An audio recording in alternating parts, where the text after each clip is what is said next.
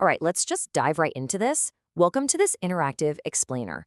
Today, we're jumping headfirst into the, let's face it, notoriously messy world of middle school peer dynamics. We're going to walk through a very real-world scenario today to figure out exactly how to handle social situations that suddenly just go completely off the rails. So, picture this. What do you do when a perfectly fun day at the pool suddenly turns toxic? We've all been there, right? Or at least we've watched it unfold. The stakes feel incredibly high, water's flying everywhere, play's getting totally out of hand, and you're just stuck there trying to figure out how to stand your ground without completely blowing up your friendships. All right, Section 1, the social playground, meet the crew. Let's meet our protagonist, Ji-woo. So, she rolls up to the pool, towel in hand, ready for a really great afternoon. But she finds her close friends, Nari and Bora, already deep into a game. And, uh-oh, there's a wild card in the mix today, a peer named Yoonho. Now, Yoonho has a bit of a reputation for pushing limits. The group is already having a blast, and Ji-woo is literally on the outside looking in. Which brings us to Scenario 1, joining the tournament, seeking permission versus taking space. So Ji-woo walks up, she's excited to jump in, but the group just kind of brushes her off. They claim they're in the middle of this super serious, exclusive tournament. And man, this is where so many of us fall into a classic social trap. Ji-woo hesitates, she stands on the sidelines, and she politely asks, "Can I please play with you guys?" You see what's happening? She's actively seeking permission to take up space in her own friend group's activity. Now, I want you to pause for a second and really ask yourself, is this the right thing to do? I mean, should she actually be waiting on the sidelines for an official, formal invitation to join a casual game at the pool? Well, the answer is a hard no. The alternative is what the source material calls the cool action. Instead of asking, Ju needs to confidently claim her space. She should just step right in and say, "I'm also playing." Boom. That's it. No waiting around for an invite. She simply asserts her right to participate. It's a total game changer. Moving on to Scenario 2, the splash zone, enforcing physical boundaries. Okay, so Ji-woo confidently joins the game, fantastic. But pretty quickly, Yoonho starts getting way out of hand. He's playing way too rough, slapping water right in her face, hitting her with a wet towel, you know the type. Ji-woo asks him nicely to stop. Even Nari and Bora chime in and try to intervene, but Yoonho, he totally ignores them. He just keeps escalating the rough play, completely disregarding Ji-woo's physical boundaries. Let's pause again. Think about it. Is this the right thing to do? Should Ji-woo just stay quiet, bite her tongue, tolerate the splashing, and take the towel hits just to keep the peace for the rest of the group?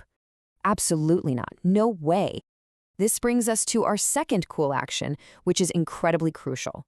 When physical boundaries are crossed, those vague or polite little requests, they just do not work with boundary breakers. Ji-woo needs to deliver a loud, firm, totally non-negotiable instruction.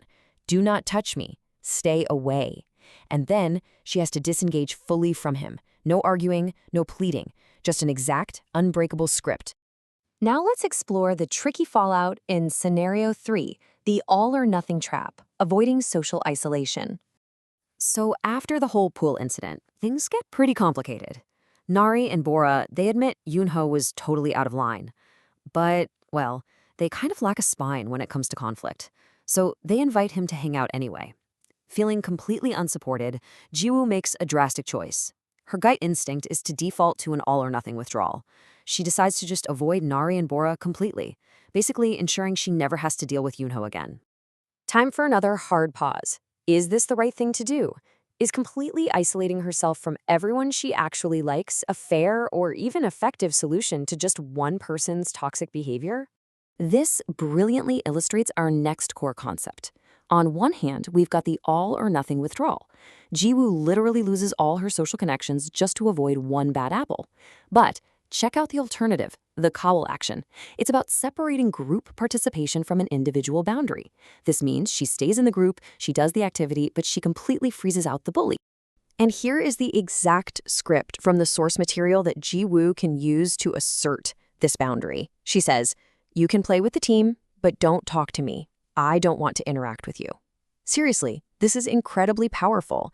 She holds her position in her social circle, she gets to enjoy her friends, and she completely shuts down the drama with Yoonho, all without retreating an inch. Which leads us to the playbook, owning your social space. Let's pull all of this together into a super actionable framework. We've essentially just built a 3-step playbook. Step 1, join without permission. Assert your right to participate right out of the gate. Step 2, set exact, firm boundaries if someone crosses the physical line.